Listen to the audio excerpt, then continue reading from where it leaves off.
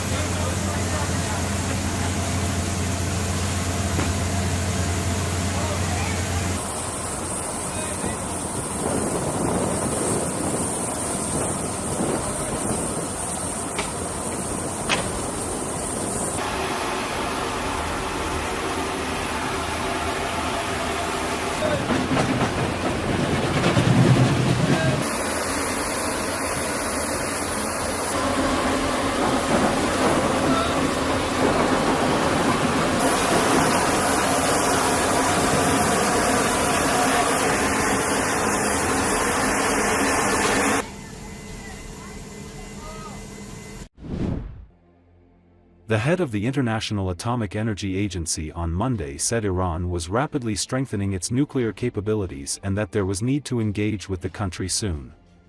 "We have been at all times, offering technical, viable ways to confirm that the Iranian nuclear program is in peaceful purposes," Rafael Grossi told a news conference in Vienna on Monday. "There are doubts, there are concerns, so we are all the time offering Iran ways to set the record straight if they believe that there is an unjustified doubt," he added. "I hope that this year will bring us closer to more clarity there. I think this is needed.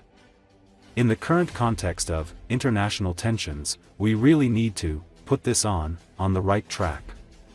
Iran has accelerated its production of near-weapons-grade uranium as tensions between Tehran and Washington rise after the election of U.S. President Donald Trump. A report by the United Nations nuclear watchdog seen by the Associated Press on Wednesday showed. The report said that as of February 8, Iran has 274.8 kilograms of uranium enriched up to 60%. That's an increase of 92.5 kilograms since the IAEA's last report in November. That material is a short, technical step away from weapons-grade levels of 90%. The IAEA also estimated in its quarterly report that as of February 8, Iran's overall stockpile of enriched uranium stands at 8,294.4 kilograms, which represents an increase of 1,690.0 kilograms since the last report in November. The Trump administration said Iran must be prevented from acquiring nuclear weapons. Iran has maintained its nuclear program is for peaceful purposes only, but Grossi has previously warned that Tehran has enough uranium enriched to near weapons-grade levels to make several nuclear bombs if it chose to do so.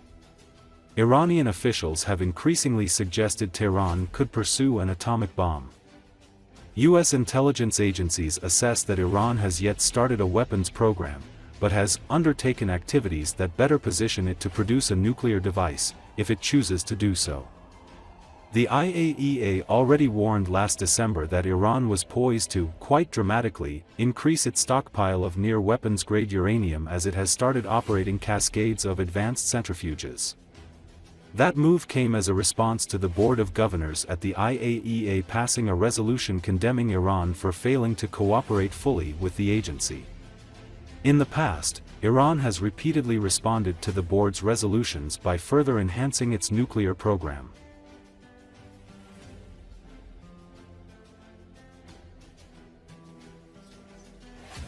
So there were a series of episodes which led me to the conclusion that I could not take risks with the lives of my experts.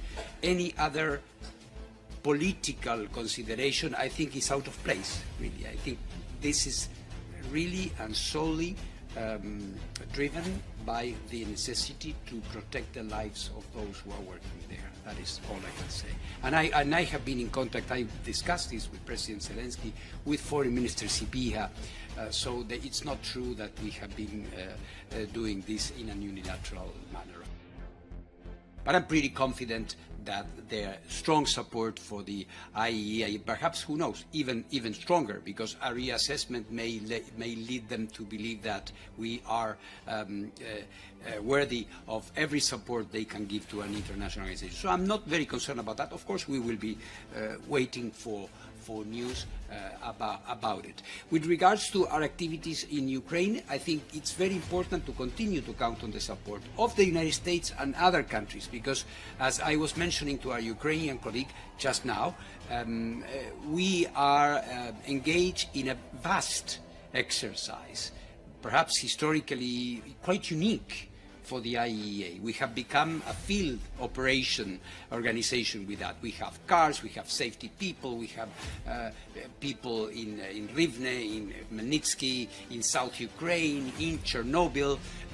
So it's a very big operation which is until now supported through extra budgetary contributions. So it's not necessarily part of the regular budget. So we are going to need and continue to need that support, which has been coming from Japan, from the European Union, from the United States, from many countries. So I hope to be able to continue to count on that support. It is very clear that without this kind of engagement, be it formal, informal, front channel, back channel, lateral channel, I don't know, is indispensable. There has to be a clear idea of the approach.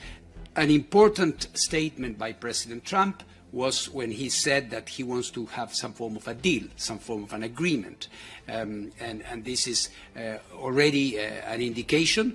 Of course, they want to have our views, as it has been mentioned even today by our colleague here. We are working on a comprehensive report. Eyes are on it. I am conscious of that. So we need to engage as soon as possible, because time is passing. You have seen my reports on the activities in Iran. The amount of enriched uranium at 60% is growing very, very fast. All of the activities are being carried out. All the strengthening of their capacities is underway. And we are seeing that at different facilities. So all of this makes it for a need to start moving. We are ready. Everybody knows it. So we are ready. We have been at all times offering technical, viable ways to